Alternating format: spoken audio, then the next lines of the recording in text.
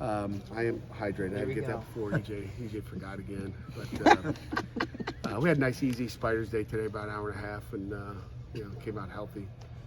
Guys don't know how to slow down. That's a problem in Spiders. These guys going to go full speed. But scrimmage tomorrow, go to Acrisure, get a few plays in there and see what we got. Has Ben the best golfer on the team? You clear that up? Is that what he's saying? I mean, he said he's pretty good. I would probably say he's not the best golfer on the team. I would just throw that out there. But, we'll have to have a golfing tournament. We were just talking to Javon.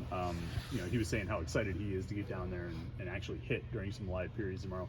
Do you like the physicality he brings to that boundary safety spot?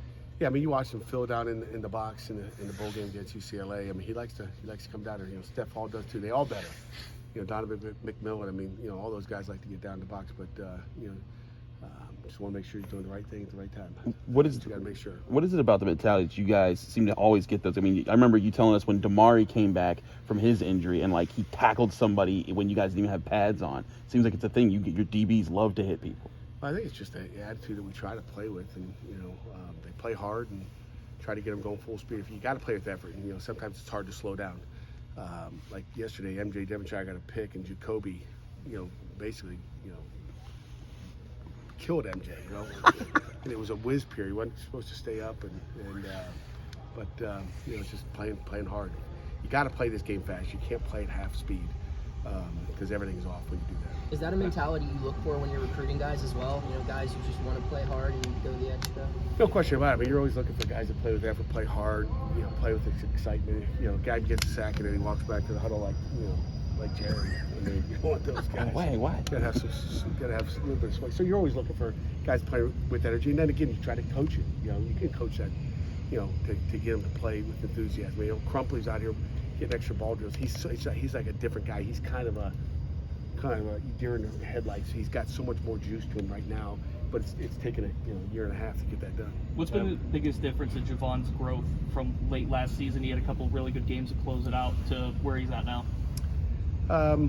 Just again, he's working at the mental part of it, I think, more than anything. I think he's a talented kid that's got the ability to be a really good player, but it's more confidence, I think, knowing what you're doing.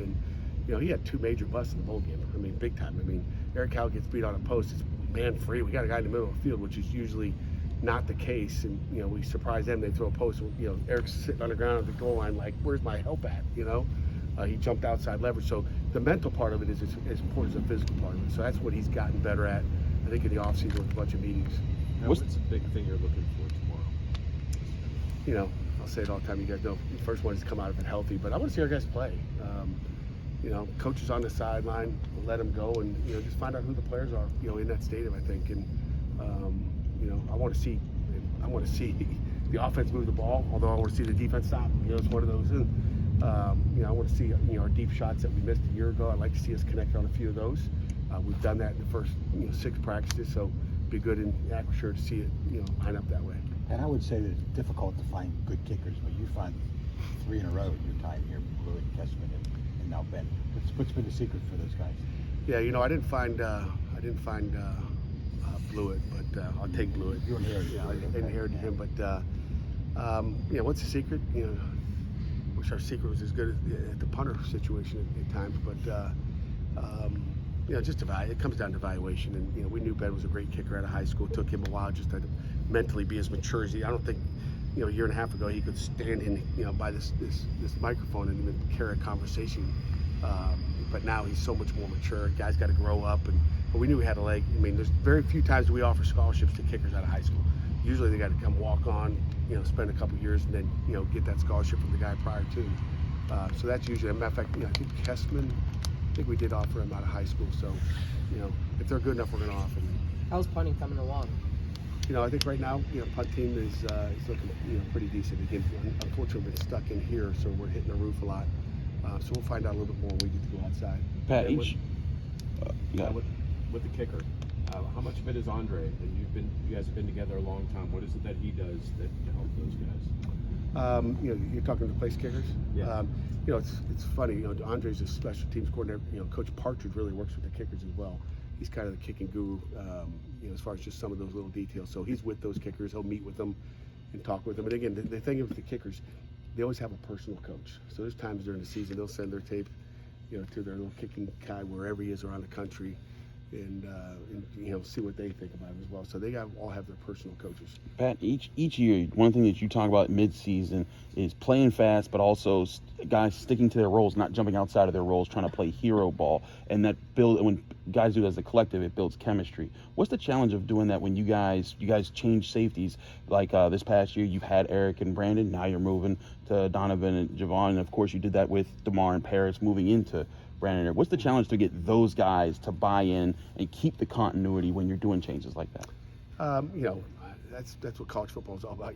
Guys are going to graduate, they're going to move on, and those guys have been ready. It's not like they're just all of a sudden buying in now. They bought in a year ago. They just had to wait their time, and they get 5 plays a game. They get 5 plays. Try to make it the 5 best plays you can. But they bought in a long time ago, I think, and PJ O'Brien is probably leading the show out there with those guys, and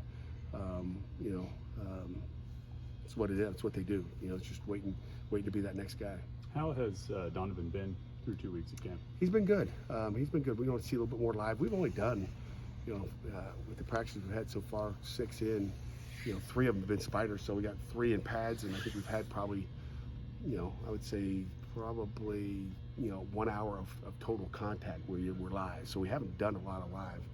I think we've had 2 periods a day of some type of live. So it'll be interesting to see what we do when it's a lot of live. Has he looked like the player you thought he might become 3 or 4 years ago at Peters Township? No question about it. We're happy with where he is, and he's learning. He's probably the new guy back there trying to learn it all, but he's picking it up. He's picking it up well, and we're happy with where he is right now. Thank you, Coach. Thanks, Pat. Thanks, Pat. All right, guys.